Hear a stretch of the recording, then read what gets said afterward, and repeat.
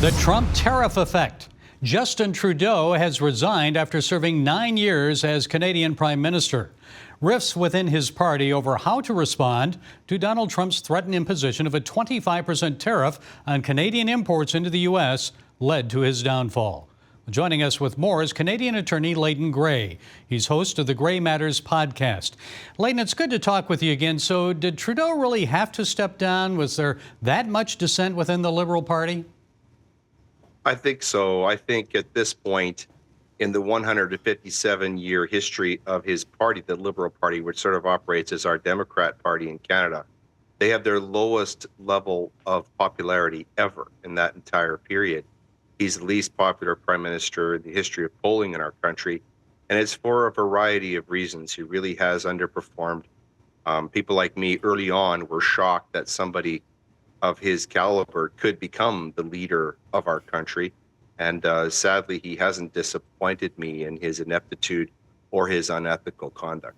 Well, the deputy prime minister stepped down just before Christmas. So what are the chances that she'll take his place before the upcoming national election in Canada? I think that's her design, but by way of analogy, that would be like Kamala Harris taking over for Joe Biden. It would be a solution without a cure.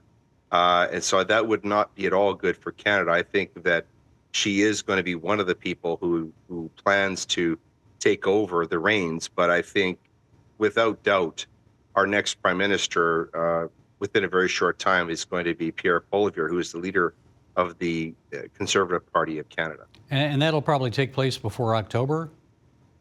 We're hopeful. The election is supposed to take place by October at the latest. However, most pundits are predicting that we're going to have a spring national election in Canada, and I certainly hope that we will. I think we need it. We need to clear out these Liberals just as badly as Americans needed to clear out the Democrats. So, Leighton, what do you expect Canada will do then to avoid these tariffs that Trump has threatened? Well, this is interesting because I happen to think that the approach that's being taken by Trump and the MAGA movement, if I can call it that, United States, is much deeper than just the tariffs. I see the tariffs as sort of a boots-on-the-ground manifestation of a deeper plan. I had the privilege of attending a Trump rally in Henderson, Nevada, right before the election, and it dawned on me that MAGA is something much more than a political movement. I see it as a Made in America response to globalism.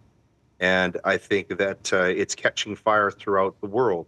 If you saw the way the people in as far away as Japan and Serbia and Hungary and of course right here in Canada reacted to Trump's victory, I think you can see that the tide is turning against globalism, against the idea that we need to destroy 7/8 of the Earth's population, destroy all of our energy, and drive most people in the middle class into abject poverty.